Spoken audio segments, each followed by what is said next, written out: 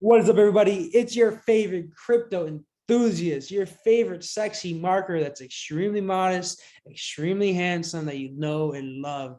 And yeah, he's also modest. What's up, everybody? In today's video, as you can probably tell by the title of this video, your shit's going down. And what are we gonna do about it? What should we do? What's causing this shit? Is the government really trying to kill crypto? And what do we do about it? And to be honest, well, I'm not gonna go into the to be honest just yet. I'll talk about my opinions later. Let's just get straight to the point, all right? And before, actually, not before, let me show you real quick. This is kind of what's a little bit going on. What's going on? Let's talk a little bit on what's going on in the market. As you can see, Ethereum kind of going down over here, but the major player in the game that we really saw a huge impact is actually Bitcoin. All right, Bitcoin taking a fat dump on everybody right now. All right, and as you can see, it's plummeting. By the way, for the people that watch like 10 seconds of the video, one thing is just to get out of this is don't really make any serious investments until you start seeing Bitcoin and Ethereum start to stabilize. Right? I just don't think it is smart. Not financial advice. It's just your fellow neighborhood blade, just trying to give you some advice, trying to help the boy out. All right. And over here, guys, check out over here the S&P 500. S&P 500 is going down. It went down like what is it, like 2% or something like that, 3%, something like that. QQQ went down as well too. So a major tech corporation also went down. But Blade, why is this SHIT going down? Well, I actually took some notes on this, all right, guys, so I don't lose track and I can spit some numbers out to you and actually seem like a somewhat intelligent person. Why is everything tanking? Let's talk about this. So in retrospect, the Federal Reserve has $8.7 trillion in its balance sheet, and that's all public information. Realistically, what that is, the balance sheet pretty much is kind of like its portfolio and where it makes investments is. And right now, where the Federal Reserve, what it primarily does, it's not like you and me investing into NFTs or freaking degen NFTs, guys, or investing into crypto and things like that, because a lot of that stuff is risky considered to the Fed. And what's going on is the Federal Reserve, with its $8.7 trillion, is it's invests into mortgage-backed securities, actually at a rate of 20 billion a month, and bonds at a rate of 40 billion a month. You guys probably know what a bond is, but yeah. So pretty much these injections cause inflation. All right, these injections cause inflation, and what's going on? Oh, by the way, a bond is kind of like a money lent to the government. But so these injections cause inflation. And right now what's going on is the Federal Reserve is considering and selling a lot of these investments in bonds. And it's weird how this works. So stay with me for a second, all right? The way this works is we have an indirect relationship between the price of the bonds and interest rate, the APY. So what I'm trying to say is as bond price increases, APY or inflation rate kind of inflation is a better word for that, kind of decreases. So as bond prices decreases, inflation increases. So what's going on right now is the Federal Reserve is actually trying to sell off a lot of these investments and other bonds. Furthermore, because it's doing that, it's driving the price of, well, not driving, it's lowering the price of these bonds, further increasing the price of inflation. So now that we got that complicated shit out of the way, what does this mean? Blade, doesn't it mean that if inflation rate is going up, shouldn't my crypto portfolio, I'm sure more people want to invest into it, maybe make more money? No. Now stay with me again. All right. So how this works? Let me give you an example. Actually, I have a good example right here. Actually, so I wrote it down so I remember to tell you guys this. So great example. Let's say you have company Sexy Blade, all right, company X, all right, it's big simple. You have company X, okay, and it's projected to make like $1 million in a year. As in year one, it makes $1 million, and year five, it has $5 million, okay, $1 million a year.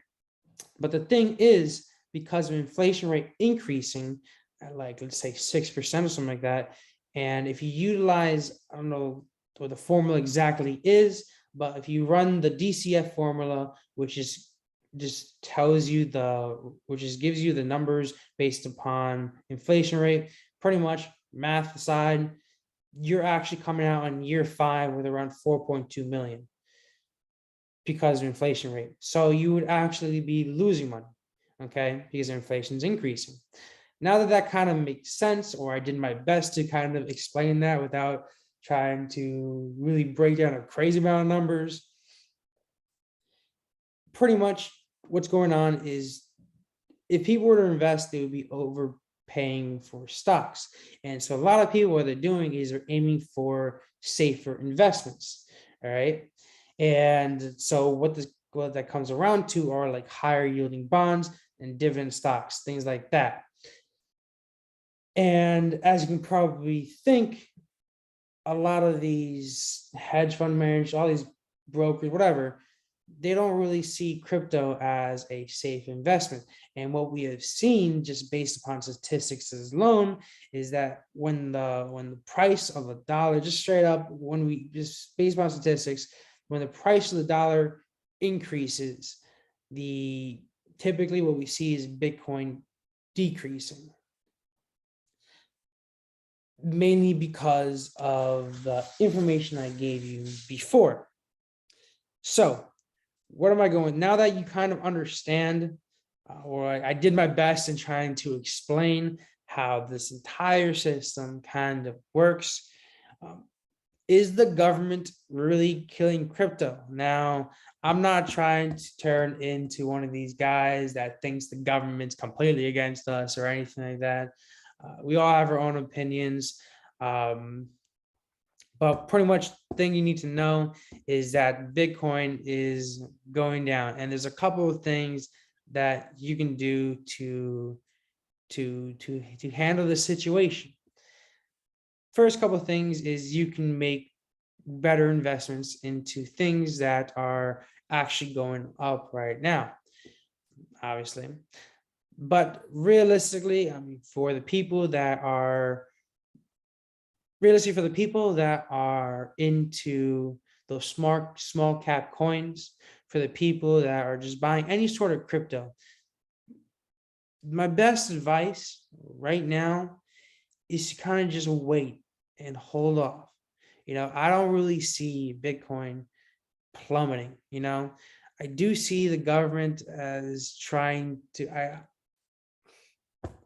I don't want to say this, to be honest, because I know nobody gets so much flack in the comments, but I do see, because I do see a lot of things in the government as planned, and I don't see the government as particularly liking crypto.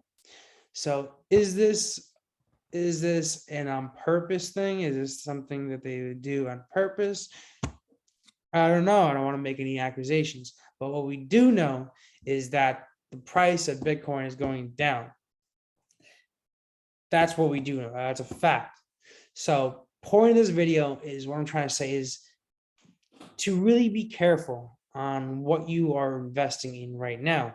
Obviously, things like NFTs like that, I mean, they might be going down a little bit right now, but realistically, everybody's still trading NFTs right now. NFTs are still very bullish, and people are making a whole lot of money on NFTs. But for those small cap coins, even those large cap coins,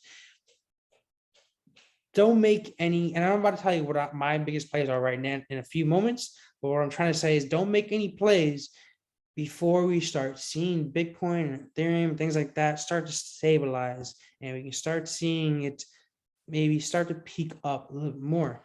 But right now, let me show you a couple of plays that I would make, because I just think they're good plays. Okay, I think they're really good plays.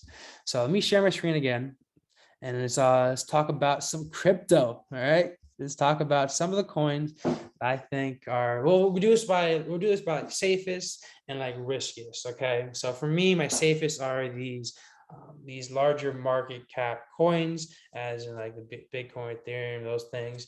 And as for riskier, I'm usually going to gaming crypto, mainly because I'm not a gamer myself, but I do believe in the metaverse heavily. Like, I believe that the metaverse is transform the way that society is going to act and congregate, and the culture is all going to change and all that stuff. I believe heavily that as soon as metaverse, like right now, we're at the basics of these metaverse things. If you look at like Sandblocks, it looks like Minecraft. So what I'm trying to say is that we're the very, and even Decentraland, that looks like a Sims game. So what I'm trying to say is that the metaverse is not where it's going to be 5 years down the road.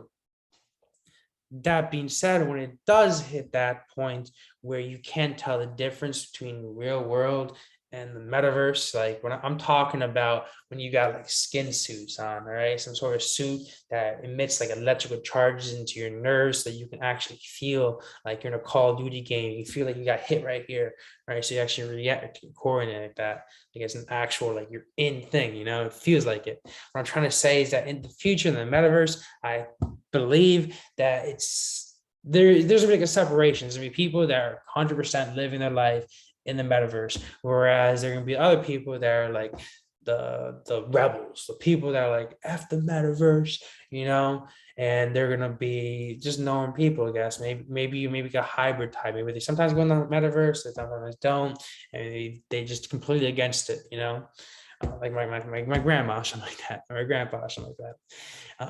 Whereas other people that are living in the metaverse do everything in the metaverse. They work, they work, they have pleasure in the metaverse, they hang out with their friends, socialize, do everything in the metaverse, and they only come out to like eat, shit, sleep, and that's really about it.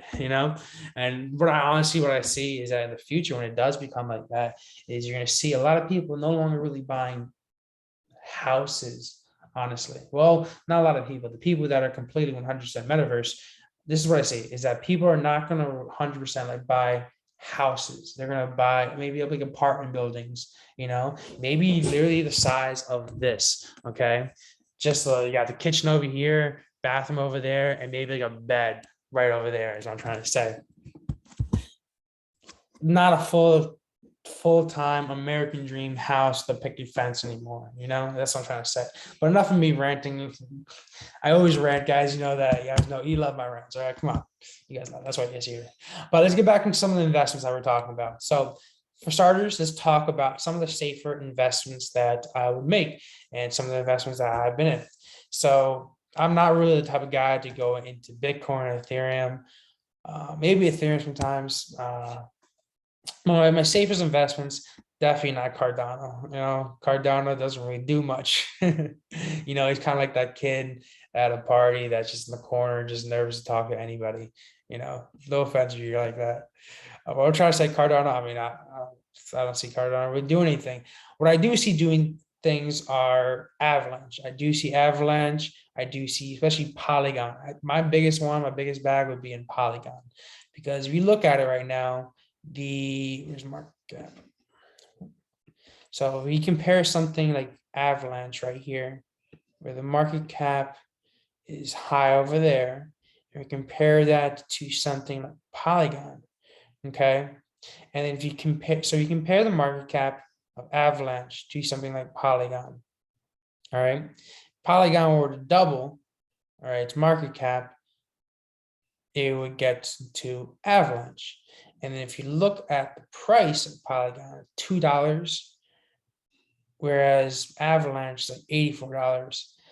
And what I'm trying to say is I see Polygon as one of those big plays that could really do some damage. Another big play that I definitely see can do some damage is Solana.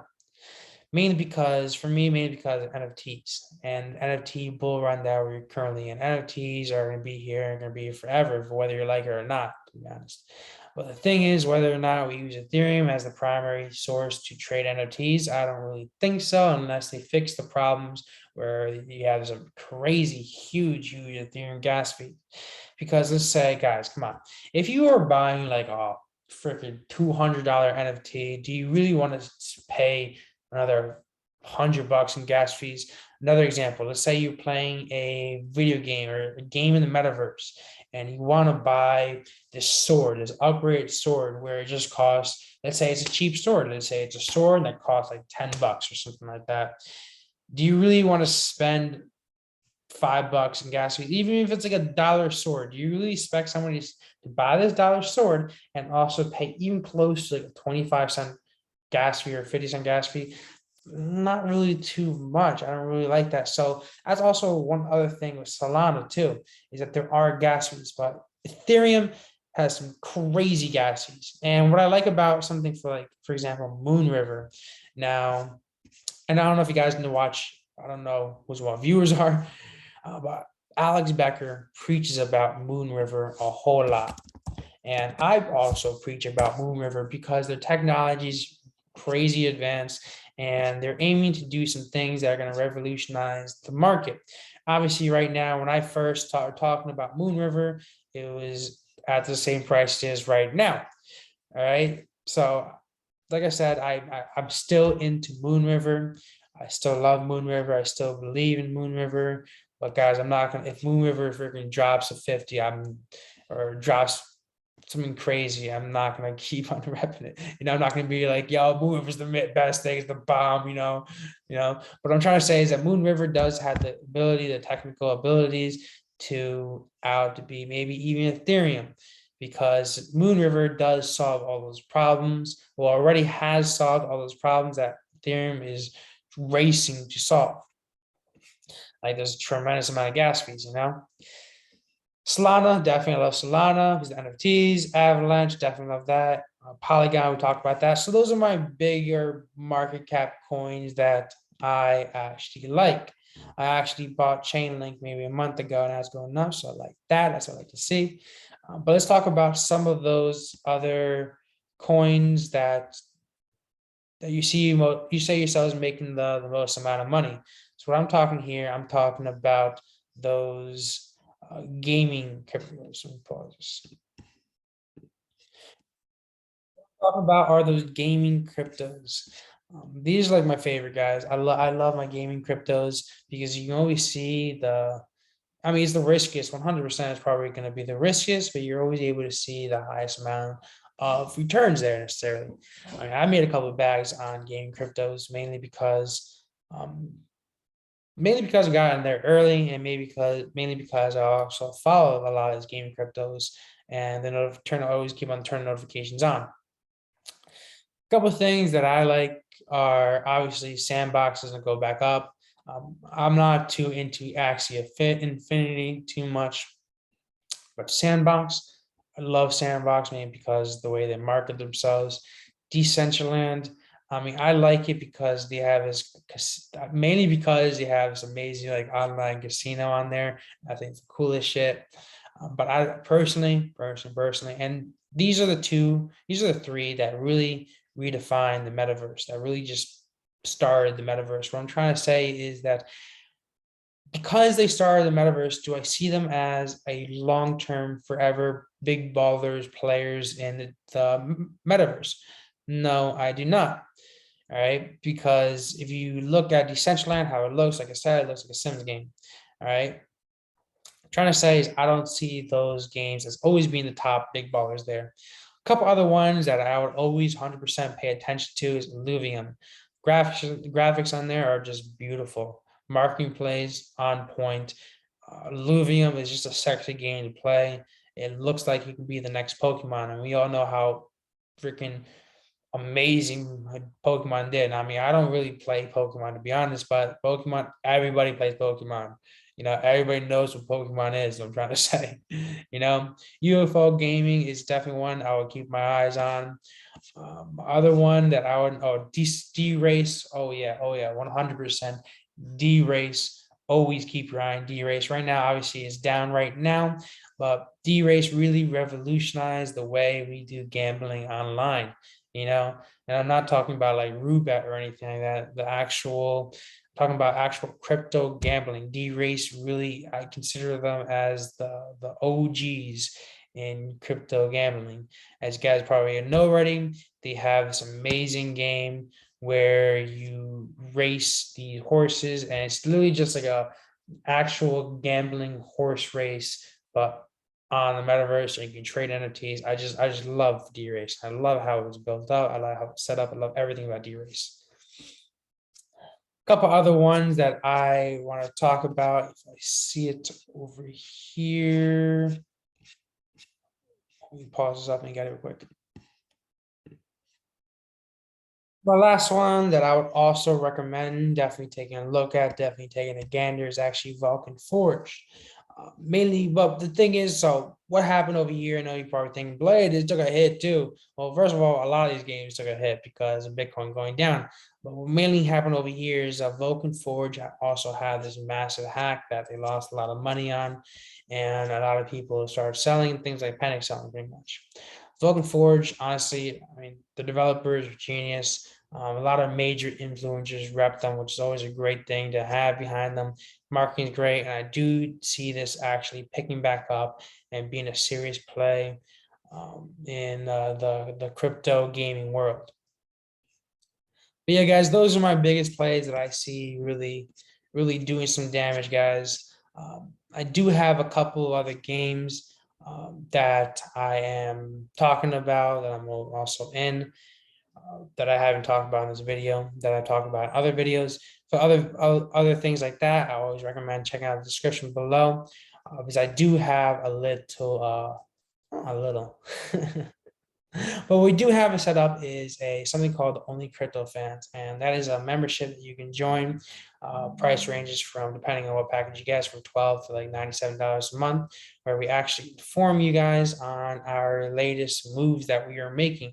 So as soon as we find like the next passive income producing asset, as soon as you find the next 10x NFT project, as soon as you find those things and you want to get notified real time on when we are actually ourselves as me and my team get into them, so that you can know right away, so you're not away from my next video, click the link down below, join Only Crypto Fans. And also, guys, for those of you who don't know too, we also started something called ValleyFi.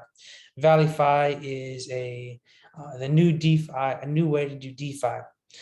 A lot of people call it like DAS, DeFi as a service. And because you guys have probably seen my Ring videos where Ring kind of screwed everybody over. We're trying to get revenge on those Ring guys. Now, what we're trying to do is trying to create a sustainable model for DeFi. Whereas we don't promise the freaking world, we promise gains. We promise gains that are actually that you actually can get. So I'm not talking about those 2,000 10,000% APYs. I'm talking about you're making a sustainable amount of rewards every single day.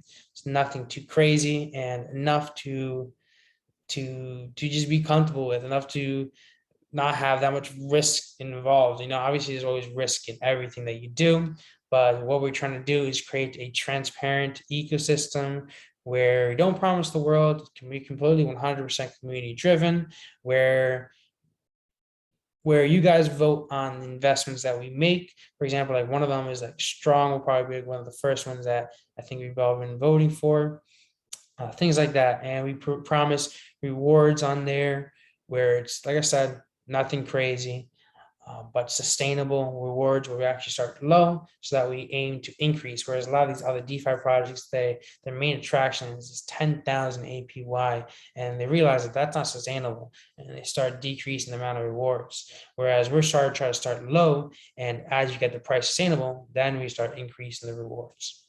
But yeah, guys, thank you so much for watching. I really appreciate it. Thanks for all the love, support, and all the comments. All right, guys, have any questions, comment down below. I answer them, or at least I try to answer them all. Sometimes I do get busy. But thank you, because I do run a couple of businesses, as you guys can probably tell, on our YouTube channel. Thank you, guys. I hope you enjoyed. Hope this video helped out a lot. And I'll talk to you all later. Have a great one. Peace out, guys. See you up there. That's the top.